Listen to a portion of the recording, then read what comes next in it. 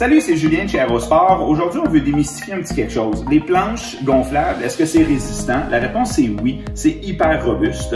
Mais ça arrive des fois qu'on a des pépins, puis on veut vous montrer qu'en 2 temps 3 mouvements, on peut réparer une fuite ou en fait identifier une fuite sur une planche puis la réparer. Souvent, les gens nous demandent qu'est-ce qui peut faire qu'une planche va être perforée ou qu'elle va perdre de l'air. Je vous dirais qu'en général, c'est pas vraiment les roches ou les bouts de branches que vous allez retrouver dans l'eau, mais ça va être plus les objets métalliques qu'on peut retrouver sur le bord de l'eau. Par exemple, sur un quai, un clou ou une clôture avec un bout piquant, puis on accroche notre planche, puis ça va la perforer. Sinon, les pertes d'air, ça va être des défauts de manufacture, ce qui est le cas qu'on a aujourd'hui ici avec cette planche-ci. C'est un cas de garantie qu'on a voulu garder pour vous faire la démonstration. Je tiens à vous rassurer, les cas de perforation, c'est vraiment très rare. On en voit très peu dans une saison estivale. Si vous voulez vous rassurer, allez voir en ligne sur YouTube Aerosport teste le gonflable. Ça va vous convaincre de la robustesse des planches. Sinon, entre-temps, essayons de trouver cette fuite-là. Vous allez voir, c'est très simple. Donc, la stratégie pour trouver la fuite, il y a comme 2 scénarios. En général, si vous êtes sur l'eau avec votre planche, vous allez voir des bulles qui sortent du côté de la planche. Ça va vous aider à identifier où est la perte d'air. Sinon, à la maison, une bouteille de push-push dans laquelle on fait un mélange d'eau et de savon. On va l'utiliser donc pour asperger la planche pour identifier où pourrait être la fuite.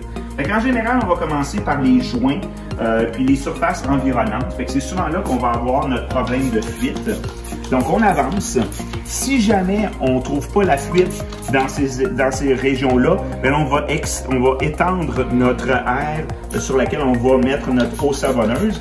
Puis la beauté, c'est que l'eau savonneuse va se mettre à faire des bulles, puis on va facilement trouver la fuite qui est sur notre planche.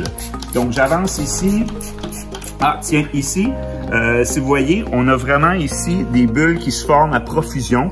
Je vais même l'essuyer, remettre un petit peu d'eau savonneuse. Vous voyez facilement que les bulles se forment. Puis on a vraiment là la fuite sur la planche, donc on vient de l'identifier. Alors là, vous voyez qu'on a vraiment des bulles qui se forment. Fait que la prochaine étape, c'est vraiment d'essuyer la zone. Notre trou était là.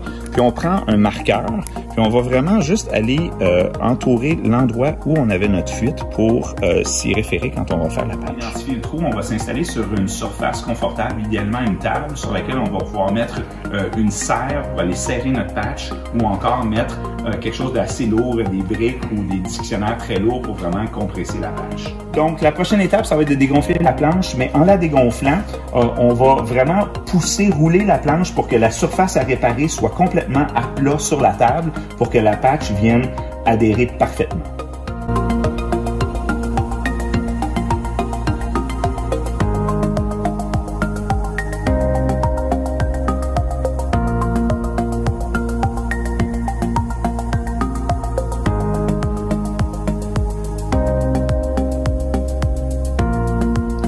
Alors là, on va mettre des morceaux de bois avec des serres pour vraiment maintenir en place notre surface. On est vraiment à plat. Je vais mettre une autre serre ici pour venir à côté, tenir toute notre surface. Puis au final, quand notre patch va être ici, on va venir mettre ce morceau-là avec une serre pour vraiment coller la patch. La prochaine étape, ça va être de prendre le kit de réparation qui sont fournis avec les planches. Dans à peu près tous les kits, vous allez avoir les patchs de couleurs qui vont matcher les couleurs de la planche. Dans ce cas-ci, on va prendre celle-ci. La colle ne vient pas toujours avec, mais gênez-vous pas de venir nous voir en boutique. On en vend séparément. Donc, l'étape, ça va être de prendre notre patch puis de la positionner au bon endroit. Ce qui est important, c'est qu'ici, on est proche d'un joint. Il ne faut pas embarquer sur le joint comme ça. On va vraiment venir mettre notre patch juste à côté du joint. Ça va la rendre beaucoup plus solide. Fait que ça serait le positionnement idéal de la patch. Ce qu'on va faire, c'est qu'on va faire un trait de crayon tout le tour de notre patch ici pour venir étendre notre colle puis pouvoir venir la positionner adéquatement sur la planche. Donc, notre patch, un petit conseil aussi, on vous conseille de faire des lignes droites puis d'arrondir les coins. Ça va la rendre plus solide. La prochaine étape, ça va être de nettoyer avec un tampon d'alcool les 2 surfaces. Donc, on va faire celle-ci, puis celle-ci aussi. Donc, on a des surfaces complètement propres avec le tampon d'alcool. Maintenant que nos 2 surfaces sont sèches, ce qu'on va faire, c'est qu'on va prendre un petit pinceau, puis on va aller donc badigeonner, puis on a tracé la patch vraiment pour mettre de la colle exactement sur la surface qu'elle va être. Donc, on en met sur les 2 surfaces, puis on va aller, après ça, tout simplement coller la patch en place.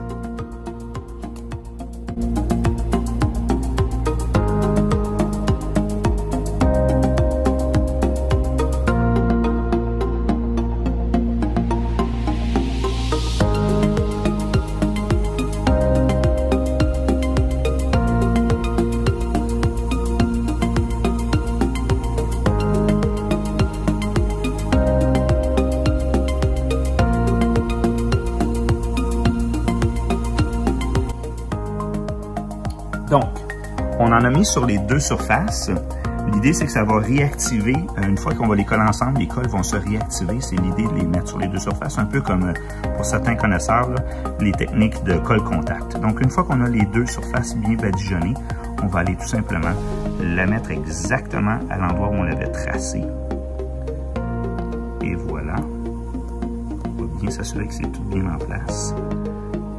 La prochaine étape, ça va être de mettre notre plaque. Alors là, on s'est rendu compte que notre bout de bois était pas assez large pour couvrir la largeur complète de la planche. Donc, on est allé chercher un autre petit morceau pour vraiment tout appuyer la patch. Fait que ça, c'est vraiment important.